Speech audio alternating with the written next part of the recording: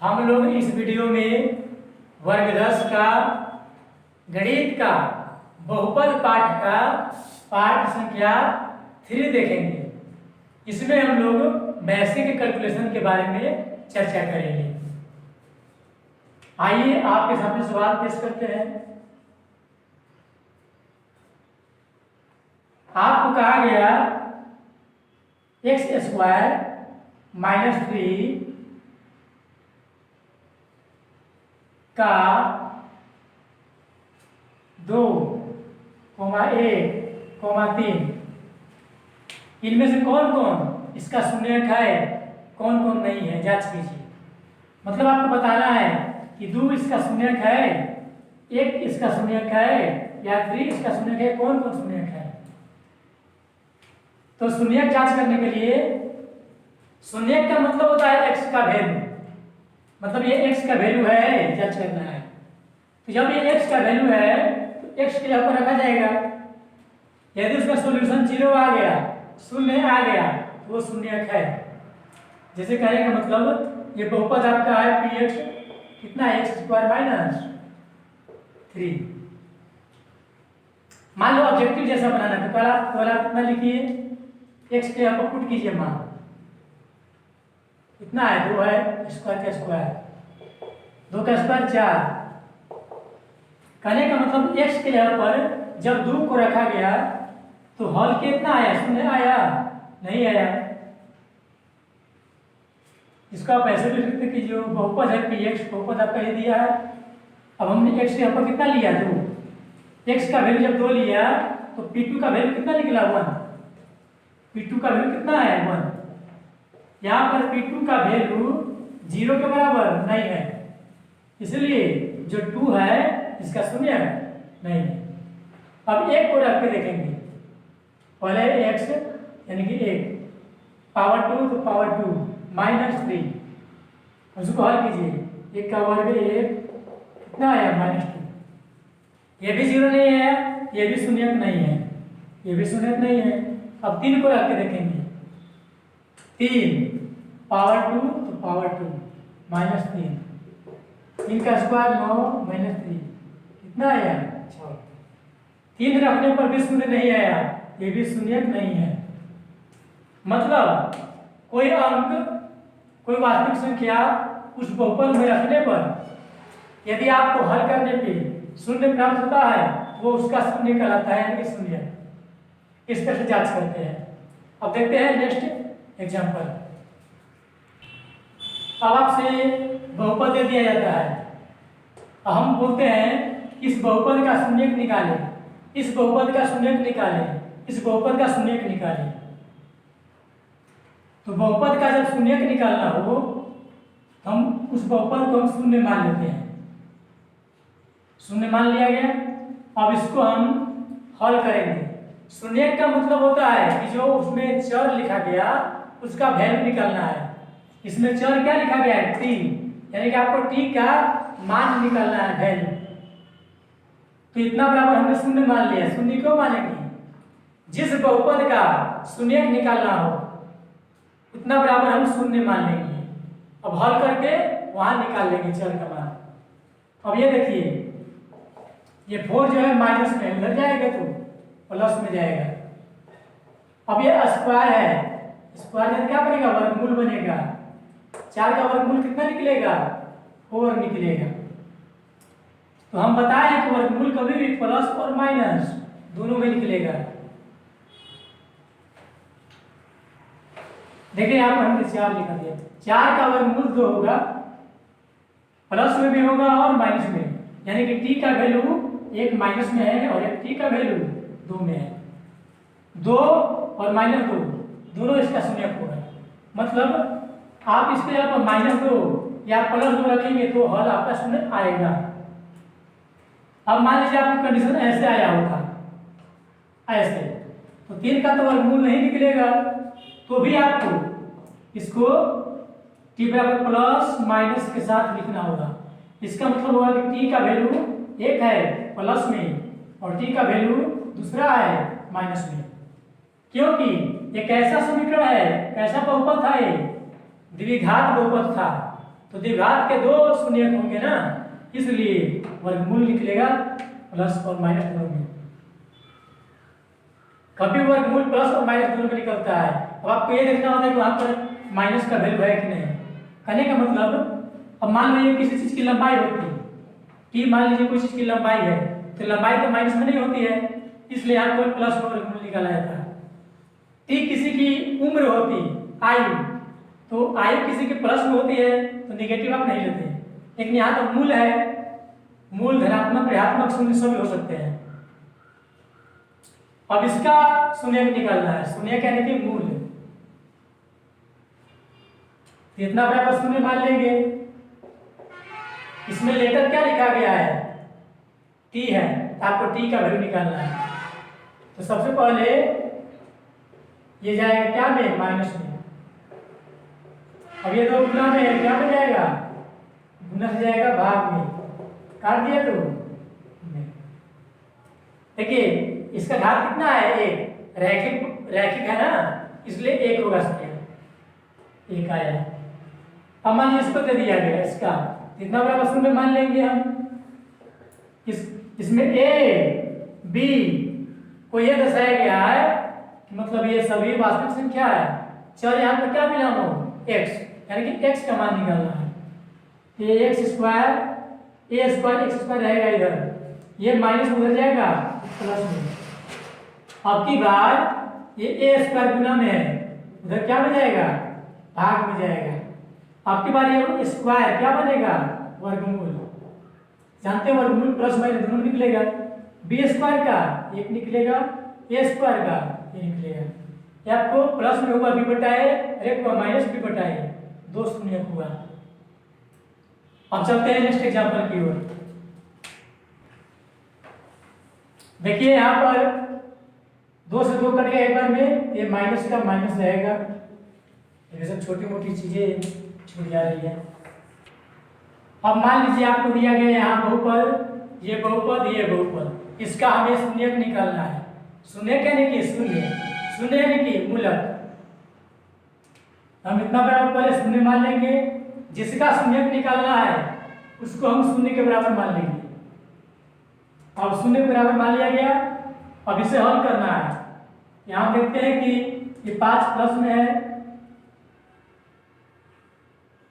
मान लीजिए question minus में है, प्लस में दिया गया था, माइनस में तो क्या में जाएगा, प्लस में जाएगा। अब ये स्क्वायर उधर जाएगा तो रूट बनेगा। अब कहने का मतलब है मेरा कि 5 का वर्गमूल तो निकलेगा नहीं, वर्गमूल में ही रहेगा, तो प्लस और माइनस दोनों में दर्शा देंगे, क्योंकि वर्गमूल प्लस और माइनस दोनों में होता है। यहाँ पर x का वैल्यू 1 आया, वर्गमूल 5, और दूसरा आया वर्गमूल माइनस वर्गमूल 5, यह आपका 2 शून्य हो गया। अब मान लीजिए इसका शून्य निकालना है, कितना बराबर हम शून्य मानेंगे। यहाँ देख रहे हैं द्विघात समीकरण है, यानी कि गुणनखंड का कंडीशन आएगा। तो गुणनखंड के लिए सबसे पहले क्या लिखते हैं, घात 2 वाला को। तो घात 2 वाला पद यहाँ है, आपको ये बिगाड़ दिया है, तो सुधार दीजिए। पावर 2 वाला को पहले लिखते हैं 3y स्क्वायर, सी था प्लस तो प्लस। अब पावर 1 वाला को लिखते हैं, इसको अब लिखते हैं बीच में, ये प्लस में है तो प्लस में लिखाएगा, और वो दूसरा। अब यहाँ गुणनखंड का कंडीशन है, गुणनखंड कैसे तोड़ते हैं, पहला पद को लिख लिया जाता है हुबहू, जो दूसरा पद है उसका साइन दे देते हैं, जो तीसरा है वो भी लिख देते हैं अंत वाला। अब आपको ये जो बीच वाला पद है इसके बदले 2 पद लिखना होता है। सभी को उतार लेंगे, पहला पद, दूसरा का साइन, तीसरा पद, 0 सब लिख लेंगे। लेकिन जो बीच वाला पद है उसके लिए आपको यहाँ पर 2 पद लिखना होता है। तो वो 2 पद कैसे ज्ञात करते हैं, इसके लिए किनारे किनारे गुना करते हैं। देखिए 3 दूना का 6, 6y स्क्वायर आया, मानिए मतलब 6 आया, 2 गुना 3 6 आया। इसको 2 भाग में तोड़ेंगे ताकि गुना करने पर वही रहे। देखिए 6 एकम 6, 3 दूना का 6, यानी कि एक जोड़ी ये मिला, एक जोड़ी ये मिला। 6 गुना 1 6 आता है, 3 गुना 2 6 आता है। अब ये जोड़ी ले या ये जोड़ी ले, तो आपको जो पिछला पद है जिस जोड़ी को जोड़ने पर या घटाने पर आएगा वही लेंगे। हमें लाना है 5। यदि हम 6 में से घटा देंगे 1 को तो 5 आ जाएगा, यानी कि ये जोड़ी हम ले सकते हैं, यानी कि 6y और 1y ले सकते हैं। अब ये देखिए 3 में जोड़ देंगे 2 तो भी हमारा 5 आ जाएगा, यानी कि ये भी हम ले सकते हैं। मान लीजिए अब दोनों कंडीशन है, अब दोनों कोई ले लीजिए, मान लीजिए यही ले लीजिए, मतलब किनारे किनारे गुना करते हैं, उसे 2 भाग में तोड़ते हैं ताकि गुना करने पर वही रहे। अब लेते वही है, जिसको जोड़ने या घटाने पर मध्य वाला पद आ जाए। जैसे मान लीजिए आपने ये लेना चाहा, क्या में टूटा ये 6 में टूटा और 1 में, यानी कि 6y, y था सब में तो y और एक y मतलब केवल y। अब बात यहाँ ये है कि 5 दोनों को जोड़ने पर आएगा या घटाने पर, तो दोनों को घटाने पर आएगा। 6y में से घटाएंगे 1y तब ना, तो घटाव कब बनता है 2 रंग का साइन, यानी कि इसका प्लस है, इसका मतलब चाहिए माइनस। यदि वो जोड़ करके आता तो साइन एक ही रंग का होता। अब क्या करते हैं, ये दोनों में हम कॉमन करते हैं, क्या वो है नेक्स्ट टाइम देखिए 3 का पहाड़ा 3 का पहाड़ा, तो 3 हम कॉमन करेंगे। y 2 बार है पावर, y एक बार, तो y हम एक बार कॉमन करेंगे। इसका क्या बचेगा 3 ले लिया, y 2 बार था हमने एक बार लिया तो 1 बचेगा प्लस 3 से 6 कटेगा 2 बार में, ये y ले लिया है।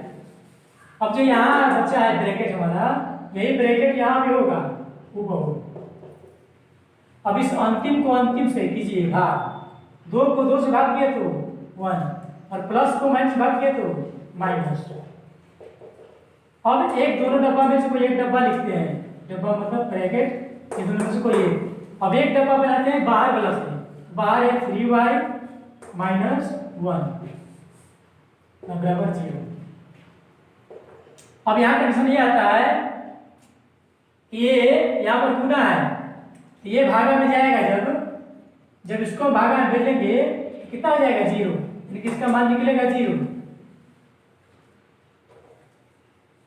यानी कि ऐसे कर सकते हैं, जब y प्लस 2 बराबर 0, ये टर्म गुना में क्या हो जाएगा भाग में, जब इसको भाग में भेज देते हैं इतना बराबर 0 बचेगा। यहाँ से y का वैल्यू निकाल लेंगे, कितना आएगा -2, यानी कि 1 शून्य निकला -2। लेकिन हम ये भी तो कर सकते हैं कि इसको ना भेज करके इसको भेज सकते थे, जब इसको भेजेंगे इधर इसका मान कितना निकला 0, यानी कि 3y माइनस 1 बराबर 0। यहाँ से y का वैल्यू निकालेंगे हम, ये 1 जाएगा माइनस से प्लस में, अब ये 3 जाएगा गुना से भाग में, यानी कि दूसरा शून्य यहाँ निकला। मतलब इस प्रकार गुणनखंड को तोड़ के हम शून्य निकालते हैं, गुणनखंड टूटने का कंडीशन है। तो अब आगे नेक्स्ट एग्जांपल देखते हैं। अब मान लीजिए आपको 2 शून्य दे करके पूछा जाएगा कि बहुपद ज्ञात कीजिए, द्विघात बहुपद। जैसे आपको बोला गया कि 2, 1 द्विघात बहुपद के शून्यक है, तो वो द्विघात बहुपद ज्ञात कीजिए। तो ये क्या है, किसका शून्यक है द्विघात बहुपद का, तो किसी हम एक को अल्फा मान लेंगे, किसी एक को बीटा मान लेंगे। द्विघात के शून्यक है तो द्विघात में 2 होता है, एक को अल्फा एक को बीटा मान लेंगे। हमें बहुपद ज्ञात करना है, द्विघात बहुपद, इसके लिए हम द्विघात समीकरण अप्लाई करेंगे। चूंकि द्विघात समीकरण क्या होता है x² माइनस यहाँ पर होता है शून्यकों का जोगफल, यानी कि अल्फा प्लस बीटा, यहाँ पावर 2 है, यहाँ पर पावर 1 प्लस यहाँ होता है गुणनफल बराबर 0।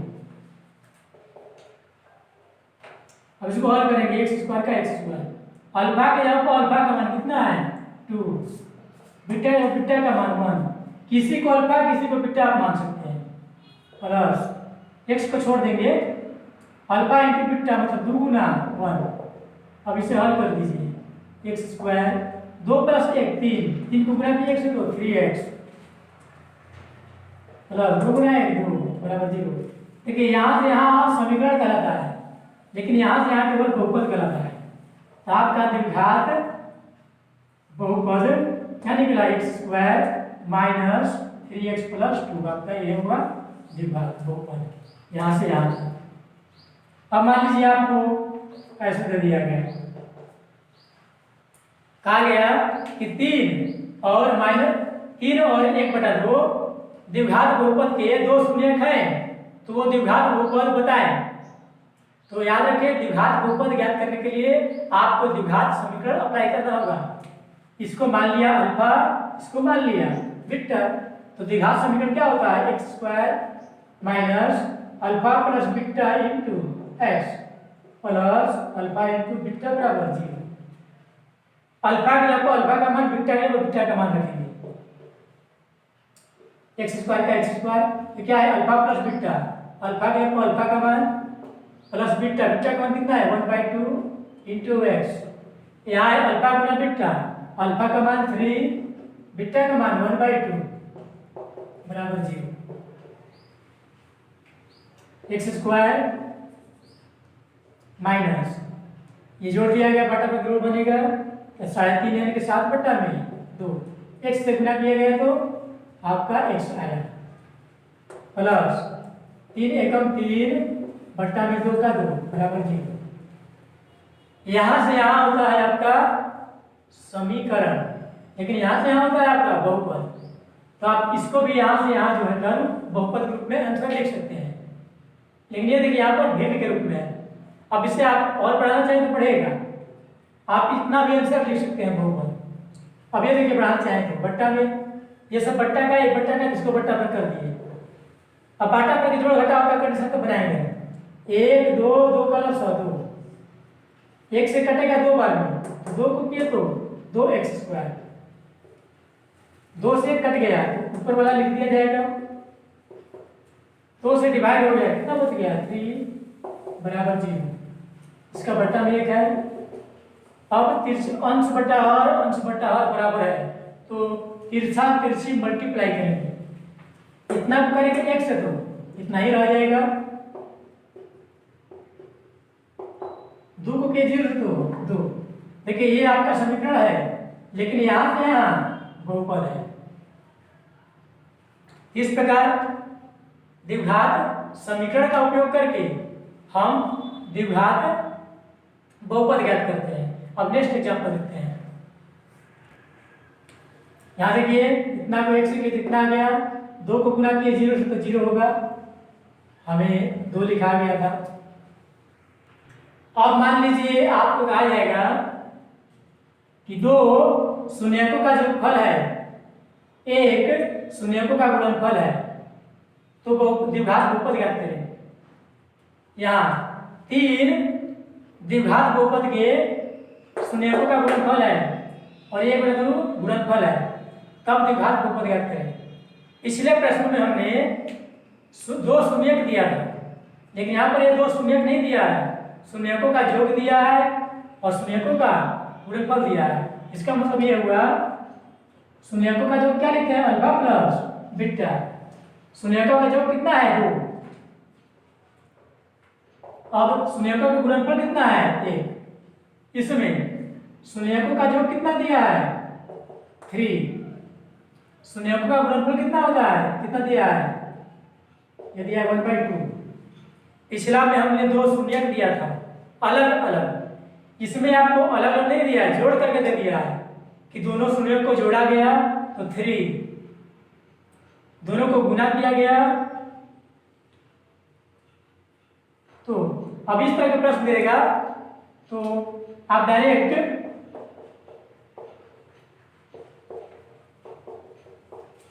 इसको देखिए, ये इसको क्या पढ़ते हैं अल्फा प्लस बीटा, तो अल्फा प्लस बीटा मतलब दिया है 2, यहाँ डायरेक्ट हम 2 रख देंगे, और ये गुणनफल कितना दिया है, गुणनफल दिया है आपका 1, यहाँ डायरेक्ट 1 रख देंगे। अब इसे हल कर देंगे, ये हुआ आपका द्विघात बहुपद। जब शून्यक अलग अलग देगा तो एक को अल्फा एक को बीटा मान करके, अल्फा के आपको अल्फा का मान, बीटा के आपको बीटा का मान रख करके जोगफल गुणनफल करेंगे।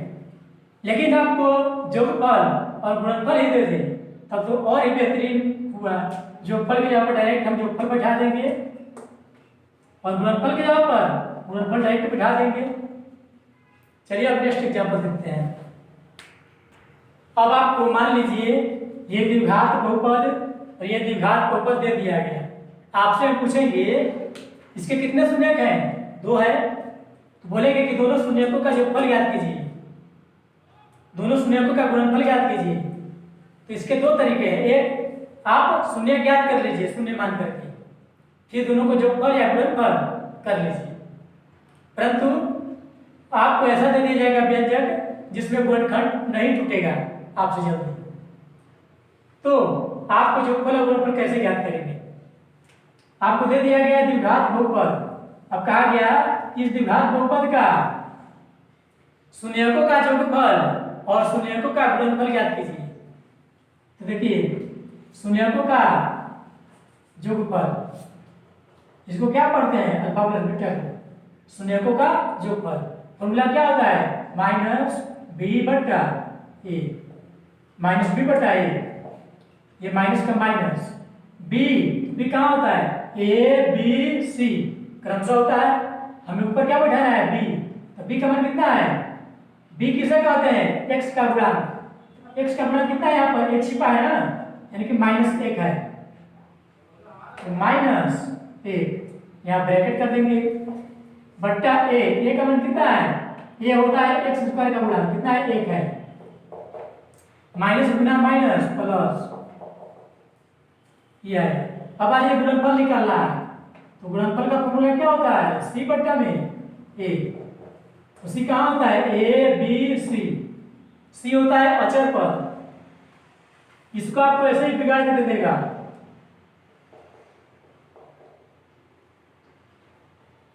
तो आपको ध्यान रखना है इसमें ए का मान कहाँ है? एक्स स्क्वायर का गुणांक। बी का मान कहाँ है? एक्स का गुणांक। ये कभी क्लियर करके रखना है। तो गुणनफल निकालना है, होता है सी बट्टा ए फॉर्मूला। तो सी कितना है? ए बी सी। सी है 3, ए का मान कितना है? 1। अब ये द्विघात बहुपद है, मान लीजिए कि इसके शून्यकों का जोड़ और शून्यकों का गुणनफल निकालना है। तो जोगफल का फॉर्मूला होता है -b बट्टा ए। मान बैठा देंगे हम, माइनस फिर क्या है? ऊपर b है, ए बी का मान है 20 बट्टा ए का मान कितना है? 10। क्रमशः होता है A B C. X square का गुणांक ए, एक्स का गुणांक बी, और अचर पद होता है तो सी। तो ए कितना है? 10 प्लस और माइनस माइनस 10 से भागा दिया गया 2 बार में, यानी कि इसका शून्यकों का जोगफल हुआ -2। यदि इसका गुणनखंड टूट रहा है तो गुणनखंड तोड़ करके आप जोगफल भी निकाल सकते थे।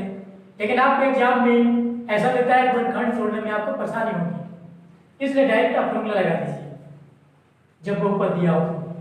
अब मान लीजिए इसका गुणनफल चाहिए, तो गुणनफल का फॉर्मूला होता है सी बट्टा ए। सी का मान कितना है? 10। ए का मान कितना है? 10। कट गया तो 1। अब चलते हैं नेक्स्ट एग्जांपल की ओर।